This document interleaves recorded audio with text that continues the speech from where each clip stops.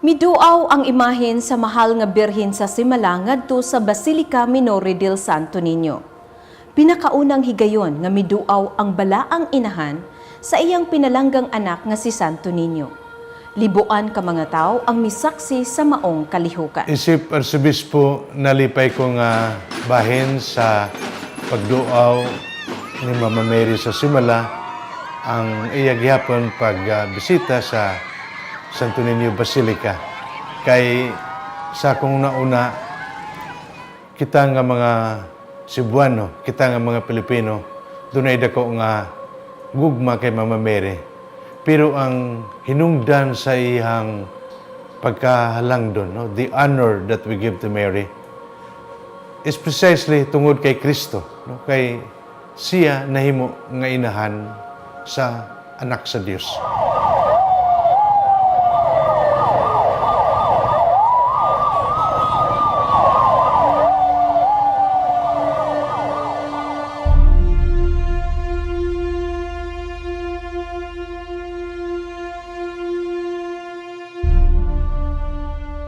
Sa dihang giplano nga mo bisita ang mahal nga birhen dinhi sa Santo Niño, akong immediate reaction ba, wow!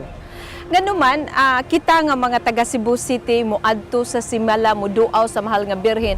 But what about katong mga masakiton, katong mga tiguang? So this is their opportunity nga ang mahal nga birhen mo imubisita sa mahal nga Santo Niño or dinhi sa Basilica Minore del Santo Niño. So nag-expect gyud me nga daghan ang mga devotee, ang mga tao nga malipay niining pagbisita sa mahal nga birhen.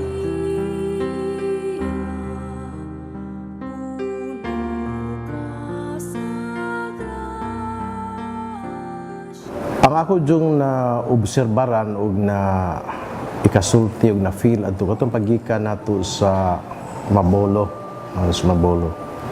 So, gikan adto niliko ta padong nato Martires. Dito nako nakita dito ang mga tao ba, even these people, mga kining matawhana, wala man nag-inform. Surely wala is nag-inform nga si Mama Mary Volpas ang lugara. Pero sa nakita nato nako ug akong naobserbahan nga ang mga tao sibot jud kaayo. Miduot sa ilang inahan nga ang tao ba karong panahon na uhaw sa usa ka inahan. Labi na gayud ang atong Mama Mary, inahan nga langit nun.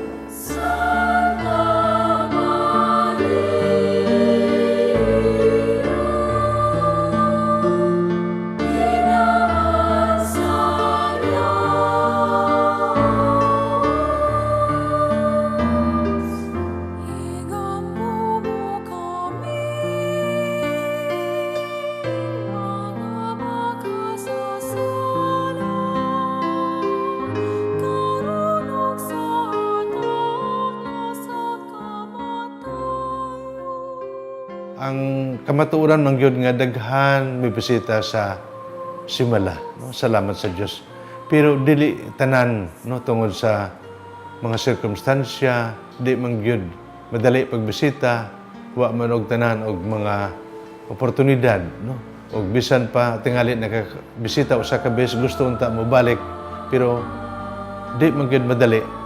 Karon kay ang imahe ni Mama Mary muanhi sa syudad, accessible kaayo, mao nga nalipay sila. Og atong nakita sa daghang panagtigom lain-laing mga devotees. Sa daang tawo palangga. Isip devotee ni Santo Niño, ni Mama Mary, isip usa ka devout Catholic. Ang akong paghinaot no nga unta ang atong pagtuo magpabiling lig-on. Ilabi na sa mga trials, no? Sa mga trials in times of troubles o mga pagsuway sa atong kinabuhi, mas palig-unon pa nato ang atong pagtuo kay maunay makahatag nato og strength kung bisan unsa nga kalisdanan nga atong masinati.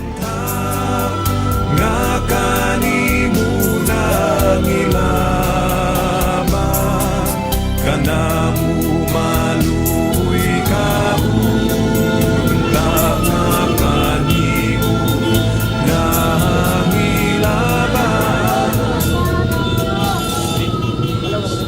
So diha nako nakita nga from people from all walks of life. Mo lagi itong na-mention ako nga ultimo ganitong tingali mga user na to sila na naghubo sa ilang sinina, doon ay mga patik. Pero nakita nimo gikabig dun sila sa maal nga inahan.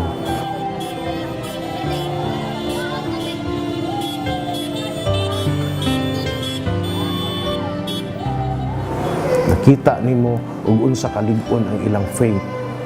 Samtang nagdagan ta padung na dito sa Basilica, the same street dito na dito sa Basilica, napadyoy mga tao nga ato nakita o ako nakita nga budagan ba mo tagbok adto sa usa ka inahan, sama ba sa usa ka inahan ang atong mama nga naglakaw ang gikan sa layo gikan syudad, mo tagbo ta kay naatay pangayoon, maun sa may imong dalaman nagdala ba kag pan.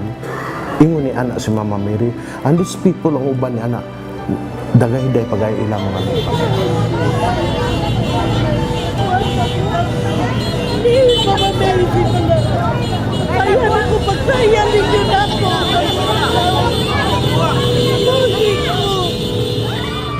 Nagdagay dahil mga imano.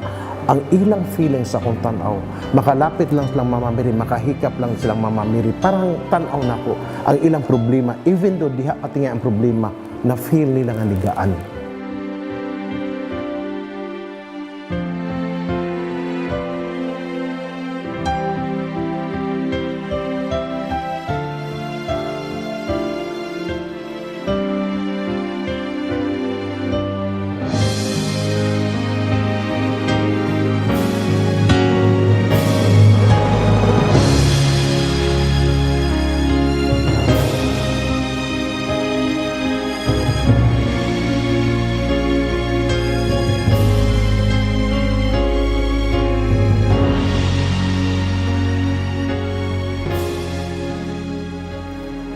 Para nako ang katong pagbisita ni Mama Mary dito sa Santo Niño, sa Basilica del Santo Niño, dili ka jud katutawhanon. Dili to kabubuton og usa lamang ka tawo. Para nako kabubuton ito sa inahan o sa anak. Ang usa ka inahan sa dugay ng panahon, first time nga mobisita gayud siya sa balay siyang anak, ang Basilica del Santo Niño. Kaya ang usa ka inahan mangita man jud sa iyang anak. Wala may inahan nga dili mangita sa anak. Unsa naka sa Mama Mary nga atong langit ng inahan. Ang iyang anak ang atong manunubos ang Senior Santo Niño.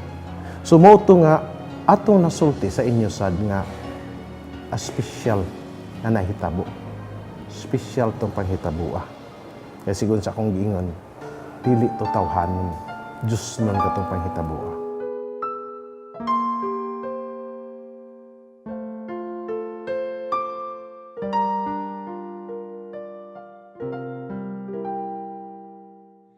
So kitang mga debutos o mga debutas ni Mama Mary o ni Senior Santo Niño, ato yung pagaling-unon, ang kining maong paglig-on, magbase usab kini sa atong binalhatan kung giunsa nato pagpuyo ang atong kaugalingon, isip debuto ni Mama Mary o debuto ni Senior Santo Niño. And the devotion of Mama Mary and this devotion of Senior Santo Niño, di cannot be separated. Kaya ang inahan o ang anak, dili gayud ka na magbuwag. Wala gayoy inahan nga dili mangita sa anak. Wala gayoy anak nga dili mangita sa inahan. Ug tungod dinhi, unta mapinasalamaton kita atong pakusgon padayunon kining atong debosyon kay Senior Santo Niño. Pero sayod kita nga ang ninyo na tawo tungod kay Mama Mary Nga mao'y atong gabay dinhi sa Archdiocese sa Sugbo, si Jesus ang Sir Santo Niño.